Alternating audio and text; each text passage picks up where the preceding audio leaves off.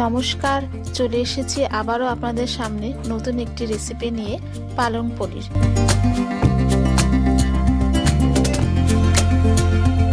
পালং পনির বানানোর জন্য আমি এখানে নিয়েছি 2 বান্ডিল পালং শাক।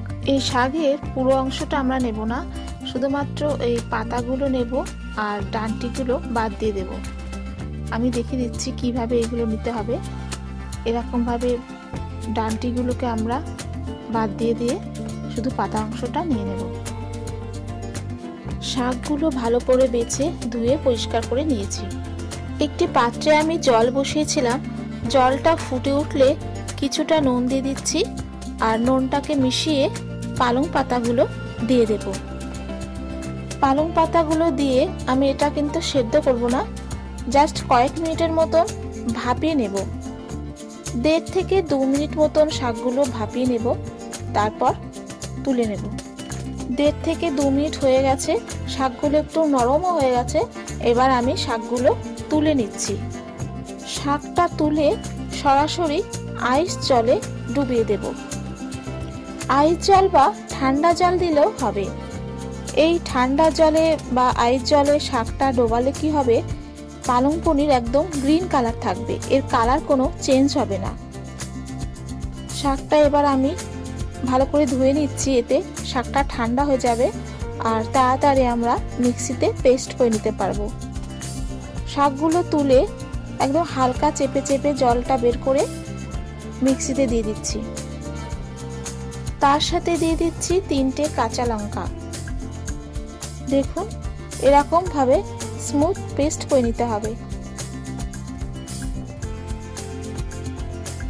এবার পালং পনির করার জন্য পনির কেটে নেব।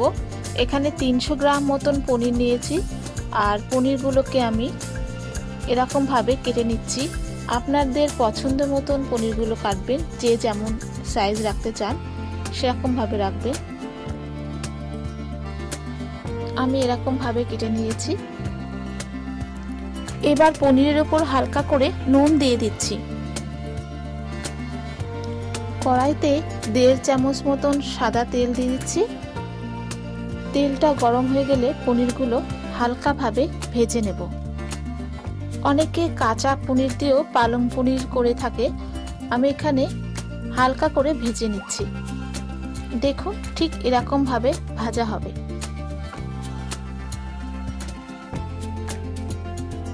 পনিরগুলো ভাজার পর ওই তেলে কিছুটা সাদা জিরে ফোড়ন দিয়ে দিলাম। জিরেটা ভাজা হয়ে গেলে দিয়ে দিচ্ছি মিডিয়াম সাইজের একটা পেঁয়াজ। পেঁয়াজ কুচিটা ভালো করে ভাজা ভাজা হয়ে গেলে আমি এখানে 1 টিস্পুন মতন একদম মিহি করে কাটা রসুন কুচি দিয়ে দিলাম। তারপর দিয়ে দিচ্ছি সামান্য একটু নুন। এবার দিয়ে দেব 1/4 টিস্পুন মতন আদা বাটা। মশলাটাকে ভালো করে ফ্রাই করে নেব।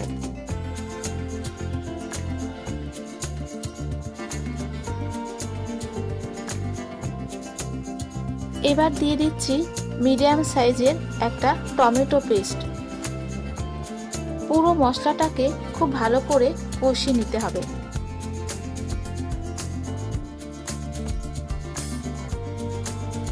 এবার এতে দিয়ে দিচ্ছি 1/4 টিস্পুন মতন জিরে গুঁড়ো আর 1/4 টিস্পুন মতন ধনে আর সামান্য চিনি আর একটু জল দিয়ে ভালো করে কষিয়ে নেব। এই মশলাটা থেকে যখন তেল বেরিয়ে আসবে তখনই আমরা পালংয়ের যে পেস্টটা করে রেখেছিলাম সেটা দিয়ে দেব।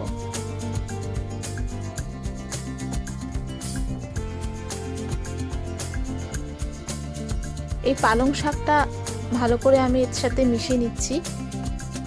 2 থেকে 3 মিনিট মতন আমি ভালো করে এটাকে কষিয়ে নেব। এবার দিয়ে দিচ্ছি পরিমাণ মতন নুন। আবার এটাকে ভালো করে মিশিয়ে নেড়ে চেড়ে নেব। এবার দিয়ে দিচ্ছি সামান্য পরিমাণে গরম মশলা।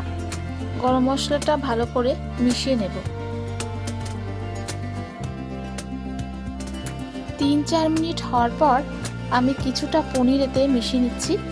তারপর ভালো করে পনিরটাকে মিশিয়ে নিয়ে বাকি পনিরটাও দিয়ে দেব। সব পনিরগুলো একবারে দিচ্ছি না, কারণ ভেঙে যেতে পারে। খুব সাবধানে এটাকে নাড়াচাড়া করতে হবে। পনিরটা দেওয়ার পর খুব সাবধানে আমরা নাড়ব।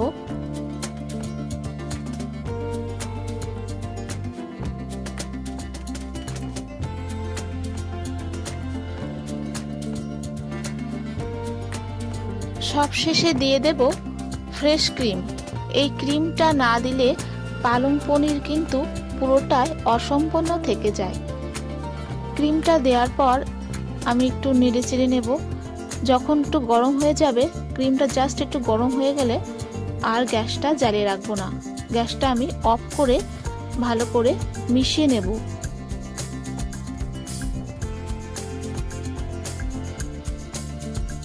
ব্যাস তৈরি হয়ে গেল দারুণ স্বাদের পালং পনির।